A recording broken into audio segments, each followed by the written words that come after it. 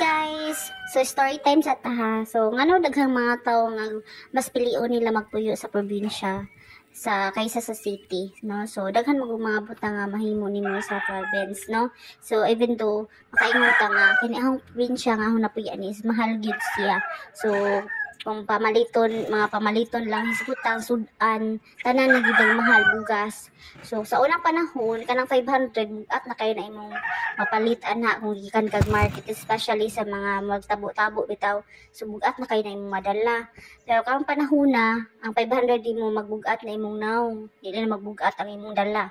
So man na siya nga daghan jud kang mahimo sa province, no? Makatanom-tanom jud ka, so mabuhi jud ka bisag nagkalisod kay na makatanom-tanom makag mga gulay, no? Ang gulay kung tubo na pwede na nimo, kung sobra-sobra daghan kaayo pwede na ihatag mo sa ice ipadligya sa market, no? So mga panakot, no, pwede nimo ipamaligya sa market kung daghan kay ka mga tinanom. So mana siya ang mga tao mo survive sa probinsya than sa city. So unlike lang sa mga kuan ha, wa ko kabaw sa mga uban nga mas dako jud sa city, mas pilion nila sa city kay didto sila gadako adto nilang kinabuhi. But sa mga ngani na mo nga mga normal lang mga status sa kinabuhi, mas pilion jud ni namo ang probinsya. So ang mama ug papa mas gipili jud nila ang ani sa probinsya kay ngano kanang di sila mabuhi ko sa city, kaya ang atin decide nga kanang dalon sila sa gawas. Pero niya na ang mama ug papa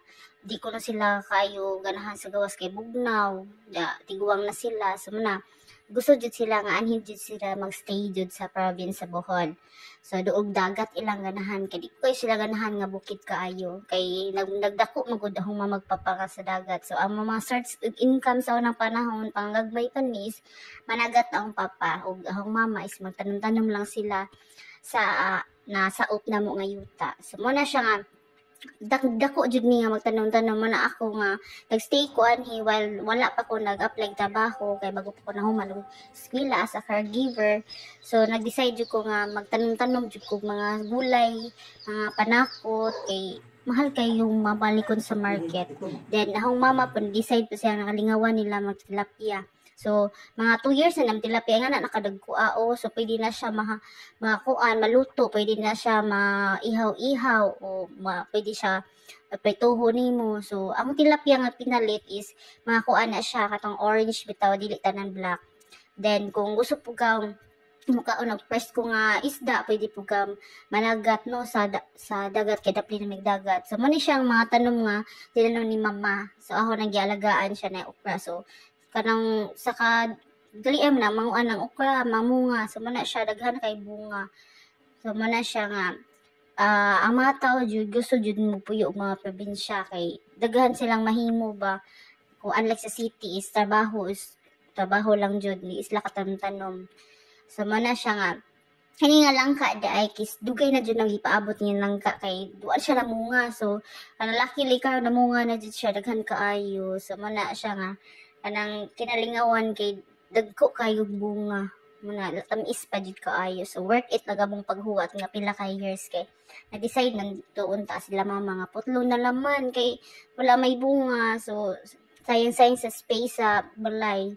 So muna siya. So every morning di jud na namto makalimtan ang pandesal ug kape. So mo na jud na siya ang sumpay sa atong kinabuhi, char. So mo na siya ang mga tao jud hilig jud og kape ang mga Pilipino og pan, no, kada buntag so lahi pa jud ng pamahaw.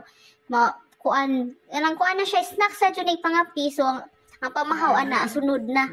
So man na siya nga kani nga time nagdanaghana akong kuan ang tinanom nga lugbati. So tambok na siya. So na siyang gibutangan og mga pakatayan niya. So ang gi-harvest kay ang alugbati man good kung imong gupitan mas mudaghan siya, mas musanga-sanga bitaw siya, mas mutambok siya. And then nag-harvest po sa okra kay ang okra ani daghan kay niya punuan. So mga 10 siguro ni siya kapunuan. Then pansalitan lang siya nga adlaw. So sana po'y bunga. So tambok buyag ang mga okra nga tinanom ni mamang ang gialagaan. So muna siya nga kung di mo kaon sila ni okra, so si mama ang harvest kay di matabang kung ako ra pa kaon. So muna siya nakapalit ni sagsaging sa market muna akong kanang gilungag. So managamaya kay akong lutuanan. Ako dyan nagpasiguan na siya para makasigo tanan nya alam mi tos lugin na mos bitaw nya ligo sa dagat kini nga sagi isigidan mo sa dagat ni kay amo ang bawon dito sa dagat so pag doon na mo sa dagat is init kaayo so pero ang bawon is dagko jud kaayo ang bawon anong time wala na hulot ang saging kay daghan mo pumibawon so nice shrimp no si garlic shrimp na kaso lang kung magluto ako manghud og garlic shrimp di na mahimong garlic shrimp ang kuan nahitabo sa sabaw na so mo na siya nga adto sa dagat na bawd kaayo kay murag na low pressure anang time but kanang naligo yapon mi